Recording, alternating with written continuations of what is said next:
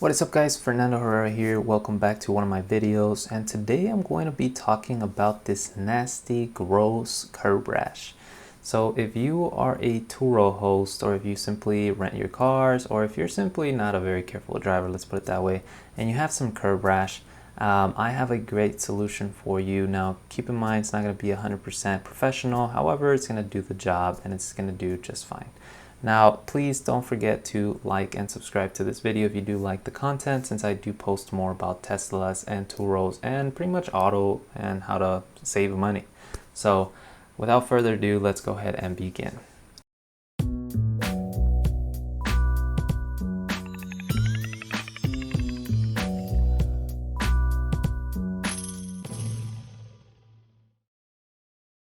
Okay guys, so pretty much the first step here is going to be to remove the hubcap. Obviously we're going to go ahead and remove the hubcaps from the wheels, and we're actually going to clean the wheel, because behind that hubcap, if you have a hubcap, if you don't, then ignore the step, but if you do have a hubcap like I do in my case, the wheel inside is actually pretty dirty, and so we don't want to be repairing the wheel with all that dirt and pretty much gross stuff, right? So we're going to go ahead and grab a disinfectant, or not even a disinfectant, just a degreaser. And we're gonna wipe down the wheel in a way that's all clean, nice and clean, ready for it to be repaired. So next I'm actually going to be talking to you about the steps and how it works pretty much in a step-by-step basis.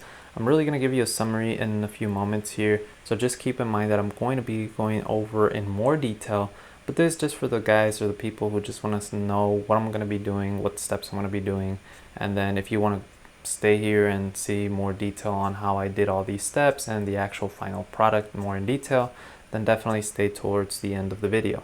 If you're just like me sometimes, where you just want to know what the heck I'm doing, the logic behind it, and then just apply it, then these next 30 seconds or these next 1 minute is going to be very helpful.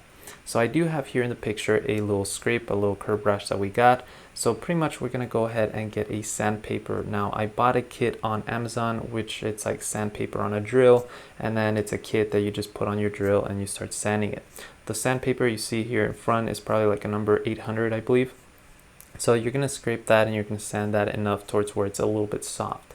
Now after that, once you've kind of softened or kind of leveled out the aluminum wheel, you're going to get a 3000 or 2000 sandpaper, which is going to soften it even more. Now as you can see in the image, that's very soft. If you touch it with your finger, you should not be feeling any bumps or anything like that. Now I did get this paint pen in Amazon as well. You do have to investigate what type of color your wheel is. In my case, Tesla wheels are for this sort of paint from a Ford. It's like a space gray, and then after applying the paint, you can see now a huge difference. Now you barely can notice the curb rash or the dent.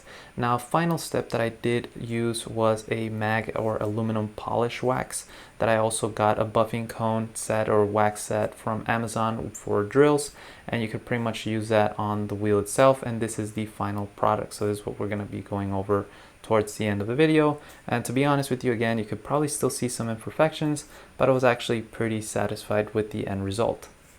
So with that being said, let's go into more of the details. So I did went ahead and jacked up my vehicle and make sure it was jacked up properly and took off all the wheels. Now after that, we went ahead and cleaned each wheel more specifically. We were going to start working on each wheel out of pretty much on the floor. And that's where I started to identify the scuffs, marks, or the curb rashes that we were going to start to fix. Now again, I did not use any specific chemical to clean the wheels, just a simple degreaser does the job fairly well. After we have cleaned the wheel, there's no dust, there's no dirt on them. You're going to go ahead and inspect the wheel, specifically around the lip of the wheel. So in my case, you guys could see here a very nasty curb rash right there, and then I actually marked it with tire marker, or like we call them chalks, that you could just kind of mark where that original curb rash was at. That way you can kind of identify the before and after, and you could then just start drilling. So like I said, I'm using here an 800 to 700 sandpaper. This actually might be a little rough, since I did notice it does eat up the wheel quite fast. But I would say again, guys, if you're like me and if your car is more for rental, or if you're just not as picky on your vehicle, again, this is a great fix, and it's a very affordable fix. Just so you guys know, I did quote around for my wheels to get fixed, and it was around $150 per wheel. To be honest with you, that's actually not a very bad price. That's actually a really good price. But at the same time, I did spend around $110 for all the material, and now I'm going to be able to repair my wheels probably for like 20 to 25 times. So in my case, you know, since my car is for rental, and if you are renting your car on Turo, then the best option is really to try to minimize cost, and this is a great way to minimize cost. So once you have drilled down the wheel, you know, you're going to make sure you touch it with your finger, make sure everything's soft. You're also, you know, going to be sanding the wheel with a 2000 or 3000 sandpaper after you've sanded it with the 700 or 800.